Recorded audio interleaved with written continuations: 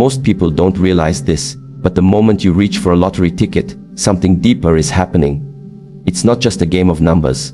It's a mirror. There's a reason why some people always feel unlucky no matter how many chances they take, and why others, even in silence, seem to attract fortune without effort. This isn't about superstition. It's about energy, awareness, and the state of your inner world. In the Shaolin tradition, we don't believe in random outcomes. There is no such thing as coincidence. Every win, every loss begins far before the result shows up.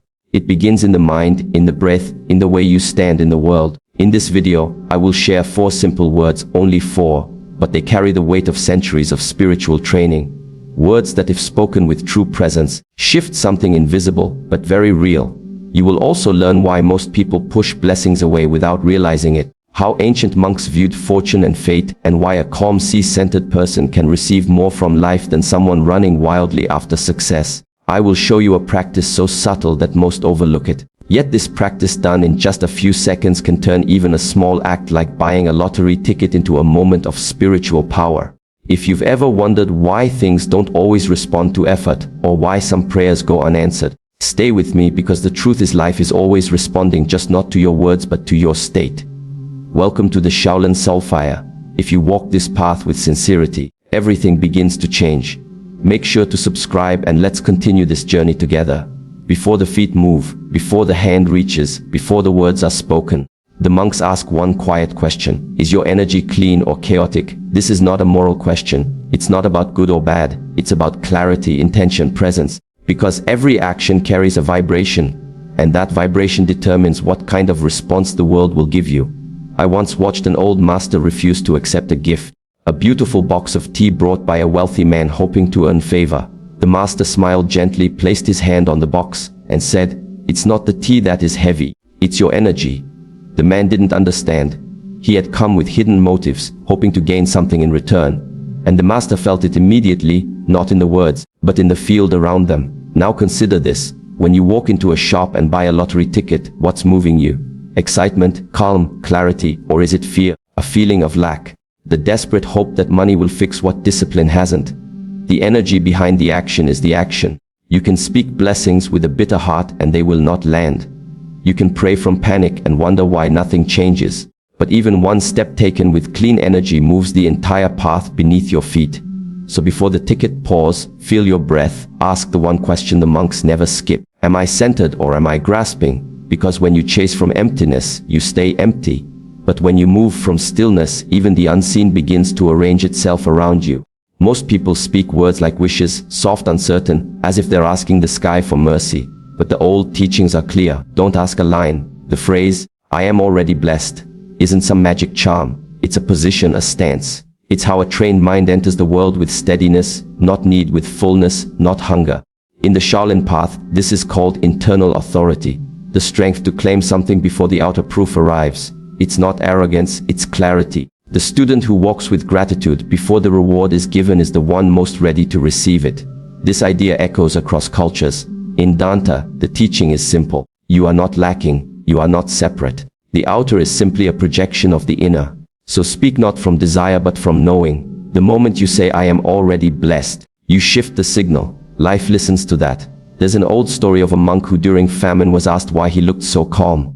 He replied, "Because the field of my mind is fertile, something will grow," and sure enough, it did. Not through miracles but through quiet readiness.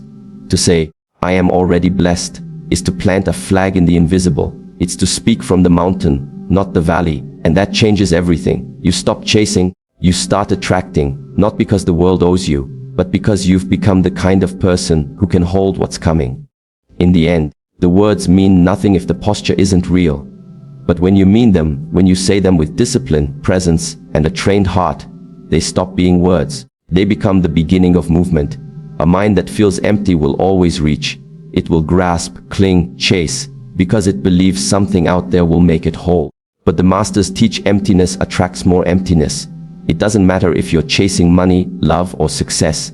If you're coming from lack, you will multiply lack. That's why the phrase "I am already blessed" is not about pretending. It's about correcting the signal.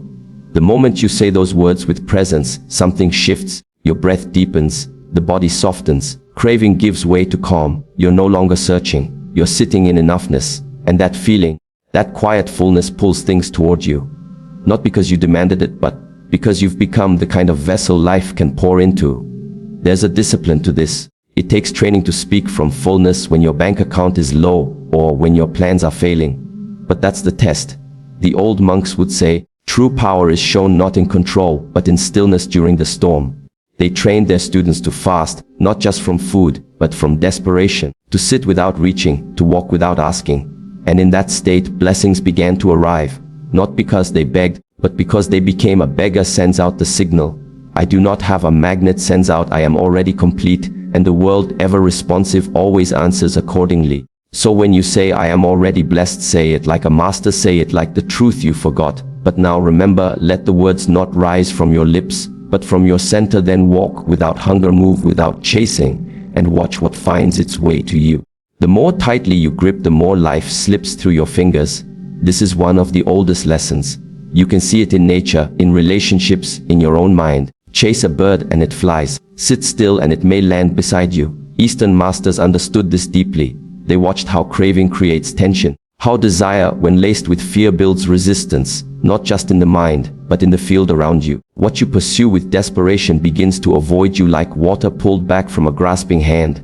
That's why the discipline of non-chasing is so powerful. It's not passivity, it's precision. The martial artist doesn't lunge wildly. He waits, he breathes, he meets the moment, not with force, but with readiness. That same principle applies to fortune, to love, to opportunity. Move with calm expectation, and the world reads your stillness as strength. There's an old Zen story of a student who asked, "Master, how can I become enlightened?" The master replied, "Stop chasing. It will come when your mind is quiet enough to receive it. Still water reflects clearly, but a disturbed surface distorts everything." So the question becomes, can you remain centered even when you want something deeply? Can you train your nervous system to stay soft while your vision remains sharp? That is true mastery, not denial of desire, but liberation from its grip. Want what you want, but don't beg. Stand like a mountain. Walk like you already carry the blessing in your chest. Because when you no longer chase what's outside, what's meant for you starts moving your way. And not in chaos, but in silence and with grace. In Shaolin, money isn't seen as evil, nor is it worshipped. It's simply chi, life force in a material form, a neutral energy shaped by the hands that hold it. And like all energy, it follows balance, harmony, integrity. If a vessel is cracked, water leaks. If a person is scattered, unstable, full of hidden fear or greed, money becomes a curse, not a gift. It sharpens the imbalance. What was hidden becomes visible. What was small grows loud. This is why the monks don't ask, "How can I get more?" They ask, "Am I ready to hold more?" There's a story of a student who prayed daily for wealth. One morning, the master finally gave him a coin. Just one. The student looked disappointed. "Why only this?" he asked. "Before anything sacred begins in the temple, there is no sound, no movement, only breath." The monks don't rush into prayer. They arrive, they settle. They sit in stillness until their inner world stops shaking. Because in the ancient ways, stillness is not emptiness. It's readiness. It means your mind is no longer scattered. Your energy is gathered and your presence is enough. This is why before even the smallest ritual, offering incense, pouring tea, bowing at the altar, there's a pause, a moment of grounding, not for the gods, but for the self. If you can't sit still with yourself, how will you sit with wealth, with responsibility, with change? Movement isn't always power. Often, it's just escape. Stillness, on the other hand, is a kind of declaration. It says, "I trust life. I trust myself. I don't need to force or grasp." That's why the masters don't shout their prayers. They breathe them. There's a saying in Cham Buddhism, when the water is clear, you can see the moon. But if the surface is agitated, the reflection breaks. It's not the moon's fault, it's the motion that distorts the view. So when you feel the urge to rush, to chase, to fix, stop, sit, breathe, let silence do the clearing. Because true power doesn't arrive through effort. It comes through alignment, through deep undisturbed presence. And the one who can be still, even in uncertainty, becomes like the mountain, unmoved, steady, and open to everything the sky is ready to give. Saying, "I am already blessed," isn't just a declaration, it's a surrender, a soft but powerful letting go. In that moment, you're not reaching for the outcome. You're stepping back from it, releasing your grip, and that release creates space for life to move, for energy to shift, for the blessing to find its way without being chased. This is the paradox the ancient masters understood well. The more you cling, the more it slips away. But when you stop needing, When you no longer believe your peace depends on getting it, that's when things begin to arrive. There's a quiet strength in those who can walk without begging. You'll see it in the monk sweeping the floor without complaint, in the farmer who plants his seeds, then waits for the rain without anxiety. They act with full presence but without attachment. They know the outcome isn't theirs to control. One master once said, "True prayer ends in silence, not in repeated demands, but in trust." After the words are spoken, after the breath is taken, there is only the waiting and the knowing that you've already aligned yourself. When you say, "I am already blessed," you are stepping into the present moment fully. No longer bargaining with the future, no longer convincing yourself that you're lacking. It's not a spell. It's a shift from tightness to ease, from chasing to allowing. And strangely beautifully, that's when doors open, not because you forced them, but because you stopped standing in the way. Let the words rise from stillness. Say them once like you mean them. Then release the outcome like a leaf floating down a stream. The less you need it, the more freely it comes. The moment your fingers touch the ticket, pause. Not for luck, but for awareness. Because it's never about the numbers. Those are just symbols. The real practice lies in what the moment reveals about you. Do you feel a spike of hope? A wave of anxiety? A silent voice whispering, "Maybe this will save me"? That's where the work begins. Not after the draw, but in the stillness before. The Shaolin path isn't about grand gestures or dramatic enlightenment. It's about precision in small moments. Choosing presence over reaction, breath over impulse. Every action is a mirror, especially the quiet ones. Buying a ticket seems small, forgettable, but your energy in that moment speaks volumes. Are you acting from trust or from lack, from inner fullness or craving?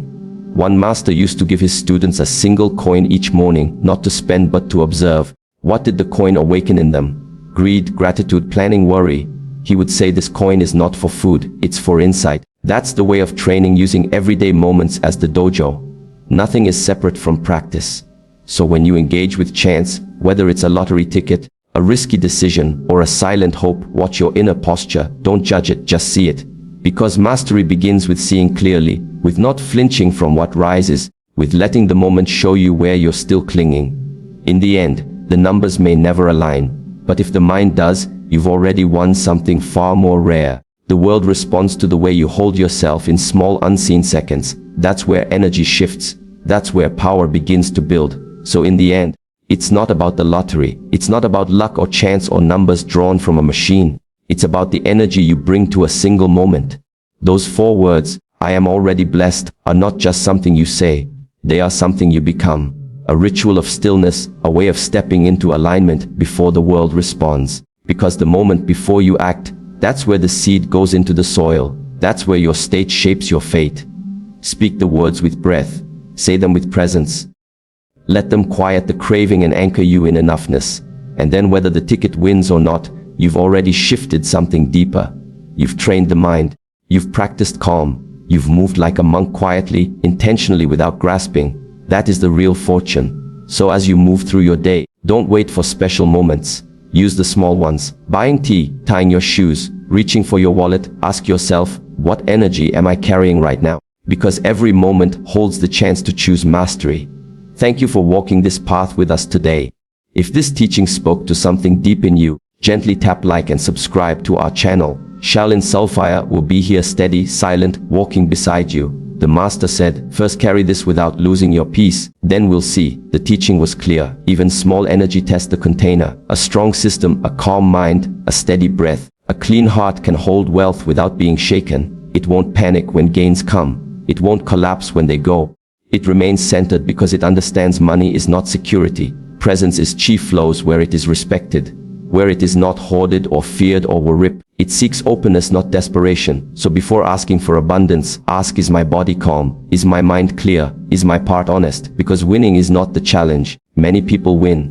Few are prepared to hold what they receive. And in the end, it's not what enters your life that defines you.